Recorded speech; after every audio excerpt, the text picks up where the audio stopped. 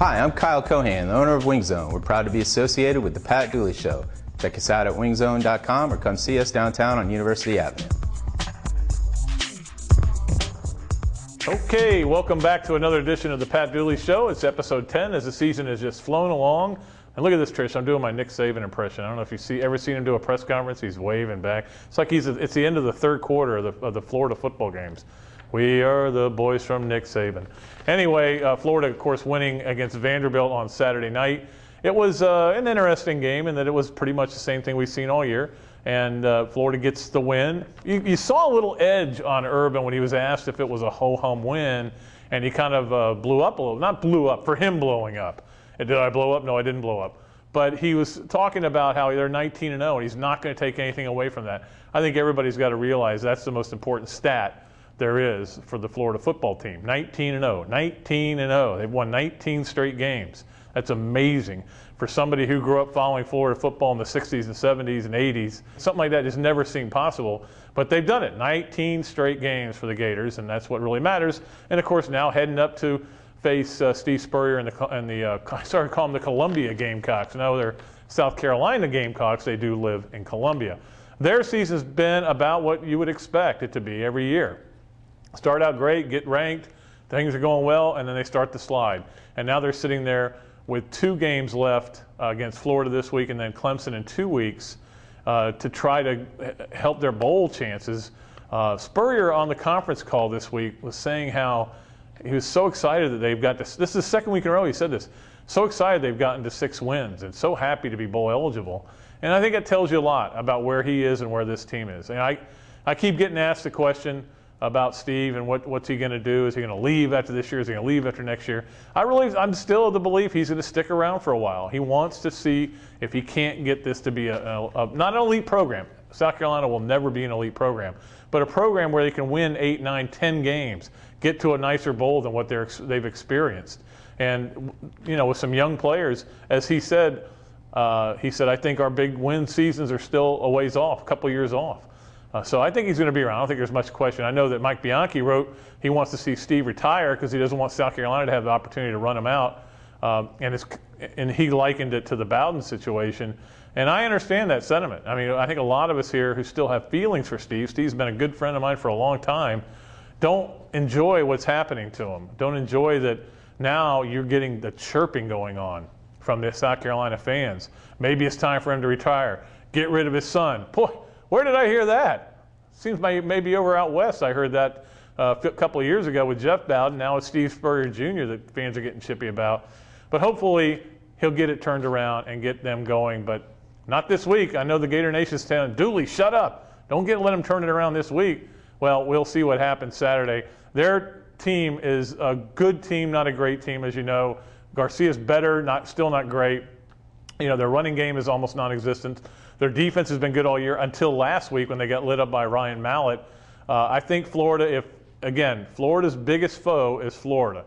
If they go out there and they take care of business and don't turn the ball over, they're going to win. I feel very confident in that. But if they do turn it over and make mistakes, they can lose to anybody. Well, almost anybody. Probably not Vanderbilt. All right, let's go to the 3 things segment where I'm going to talk about the 3 things I learned this weekend. Okay, the number 1 thing I learned this weekend is that Florida is what it is. And that is a team that's not going to be great offensively this year. I've kind of, like a lot of you, been waiting for them to explode. Hasn't happened.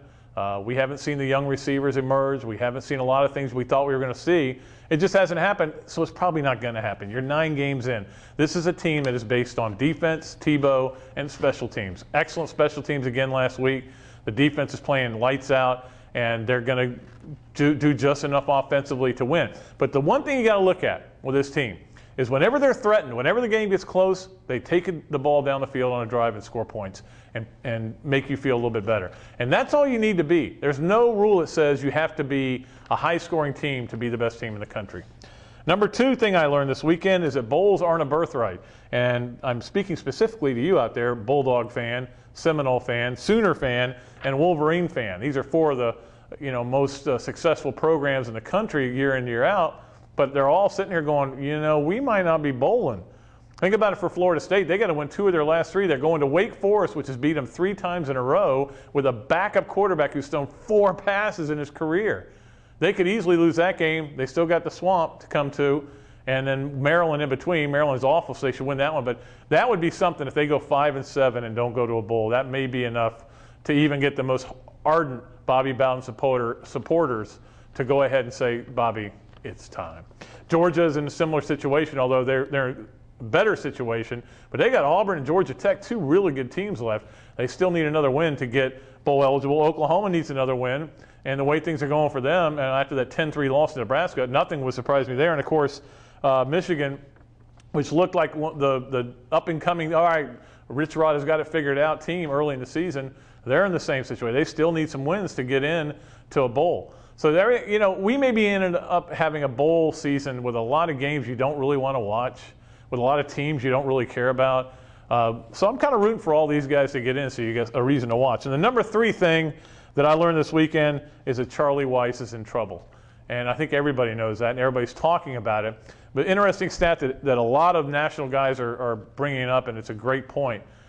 If he loses this game this week, and that's very possible at Pitt, a ranked team, he will have the same record as Ty Willingham had when he was fired and let go to go get Urban Meyer. That didn't work out for him. But Charlie Weis hasn't beaten anybody. His recruiting, he's talked about how great his recruiting is, but only the guys who are pro Notre Dame are ranking it high. I mean, it is a mess there, and I tell you what, there's a lot of people getting nervous up there about whether Charlie Weis is going to be around next year. I think he's got to finish with at least a semblance of it's getting better. I like watching them play. They're a fun team to watch, offensively very good, defensively not very good. I always like watching those teams. But to lose to Navy 2 times at home in the last 3 years, that may be the death blow for Charlie Weis. We'll see if it is, and we'll also see who our next guest is here on the Pat Dooley Show, our special guest. He's coming up right after these messages. The Pat Dooley Show, brought to you by Wing Zone, locally owned and operated, featuring 15 award-winning flavors. Count on Wing Zone for all of your tailgating needs. Call or order online at wingzone.com. Call for daily lunch specials. Ask about our 2 for $12 special. All right, welcome back to the Pat Dooley Show. I'm joined by my special guest today, Shane Matthews, who, of course, you're sitting in a chair that's been occupied by many celebrities. And then there's you. That's right. First of all, let's talk a little bit about what you're doing now. I know you're coaching at Gainesville High. Now, is that a volunteer basis? Pretty much, yeah. Yes, it is. It's something I really enjoy doing, Pat, working with the high school kids. I enjoy it more than I anticipated. Really? And, we're 9-1, won our district, getting ready for the state playoffs, and I feel like we can make a long run at the state championship. They tell me the quarterback you've been tutoring over there is really something, Mr. McGriff. Yeah, Ryan McGriff, who is the son of Mark McGriff, former tight end for the Gators, having a tremendous year. Our last game, he threw 6 touchdowns and 450 yards for the district title. So he's had a great year. He's got a whole nother year to play. I've worked with him since he was a young kid, but there's a lot of good players at Gainesville High. Well, obviously, people also know Shane does radio in town. He's done some at 105 The Game, but now at 12:30 a.m. down in Ocala in Gainesville. And you found yourself embroiled in a little controversy this year. Did that whole thing catch you by surprise, just how it became a bigger deal than you could possibly imagine it? Well, yeah, you're referring to the comments that Urban made. It was blown way out of proportion by media guys. Not by me. Not by you, but your media buddies. But, I just said what was on my mind, and it got interpreted the wrong way. Right. And, things are fine with me and Urban.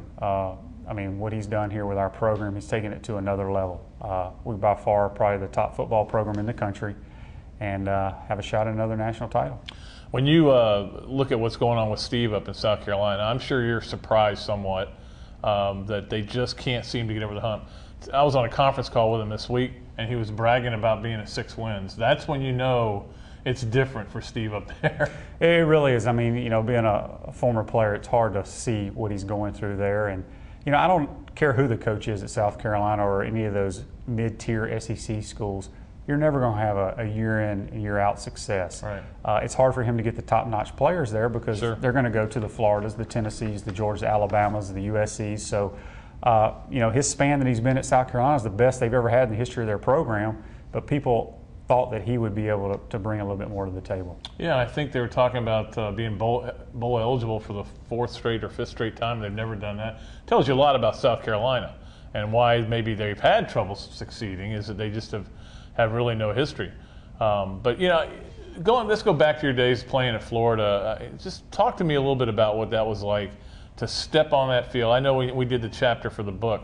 When you finally were going to be the starter for that first game against Oklahoma State, you said, please run a screenplay or a draw play on that first play. Yeah, I mean, to be named the starting quarterback for the golden child that had come back to take over the program, he goes out and names a guy who'd never taken a snap, never thrown a pass. I'm sure the boosters weren't real happy. And we didn't know who you were. So. Yeah, exactly. And so, he comes into the locker room right before the Oklahoma State game, and he's like, Shane, what you want to start with? And, I was a little nervous, I'll be honest. As a quarterback, you want to throw it. Right. But you want to get a completion, get the fans excited, kind of get into the flow of the game. I want to throw a screen. He's like, shoot, they didn't pay me all that money to come in here and run the ball. So we threw a deep crossing pattern to Ernie Mills for about 25 yards, and 4 plays later we scored Dexter McNabb and had a great career. Which is a great trivia answer. A lot of people don't get that one right. That's Who true. scored the first touchdown of the Spurrier era was Dexter McNabb on a 1-yard plunge. Took us 5 plays in the first drive ever. So that's right.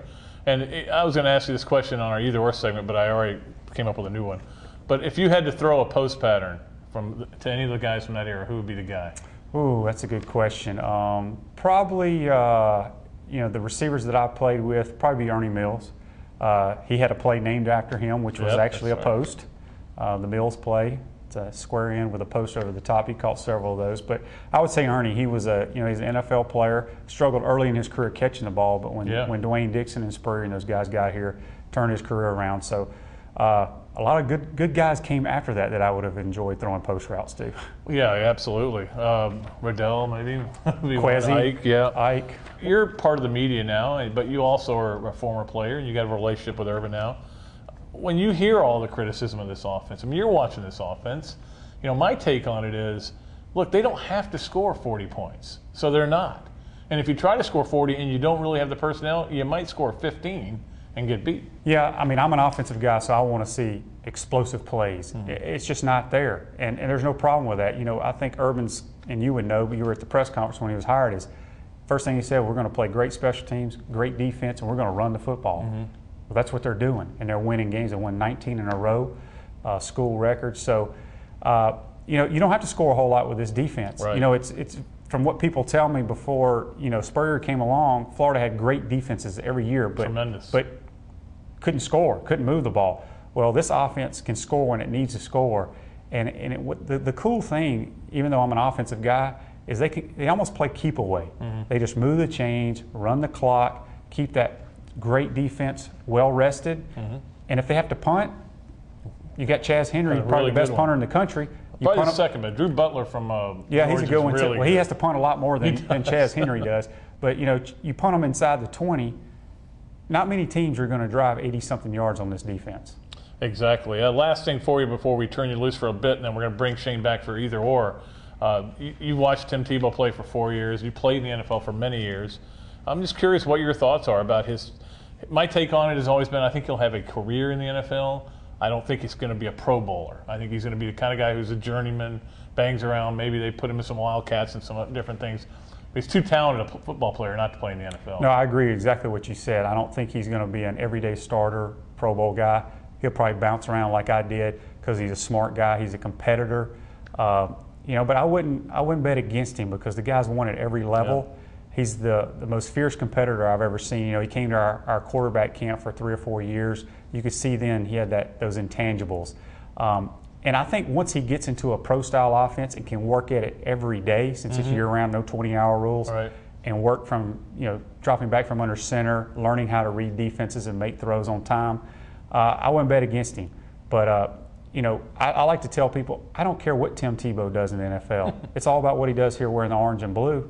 And that's the biggest thing. I mean, he's the greatest player we've ever had. I wonder if there's an NFL rule against wearing Bible verses on your eye black. There might be. That's interesting. Remember, McMahon couldn't wear the Adidas on his head, so. That's true, and you don't want to get fined because those fines are pretty expensive, like about $10,000 for putting something on your eye black. So it'll be interesting to see. Well, he's going to be back and do either or with us, but right now we got to go and see what's on today's list. Wing Zone was started in Gainesville and has over 70 locations across the country. Our Wing Zone has been recognized by the Wing Zone Corporation in 2007 as Franchise of the Year. Call 352-331-6011 or visit us online at wingzone.com. All right, it's time for the latest list, and later in the show we're going to do either or with Shane Matthews, and I'm going to ask him a little bit about the Heisman. Shane, of course, was a Heisman contender back in his day. I've never been a Heisman contender, but I do have a ballot, so be careful or I'll use it. Here's my top 5 right now, and it's still wide open. Any of these 5 guys could win it, but I don't think it's going to come from somebody else. I really don't. Number 5, C.J. Spiller. Right up the street is where he played his ball, of course, and Florida thought they had him. Who knows how great they could have been. Oh, that's right, they won 2 national championships. But C.J. Spiller has done some amazing things, was getting into the mix anyway, and then he goes and lights up FSU for over 300 all-purpose yards.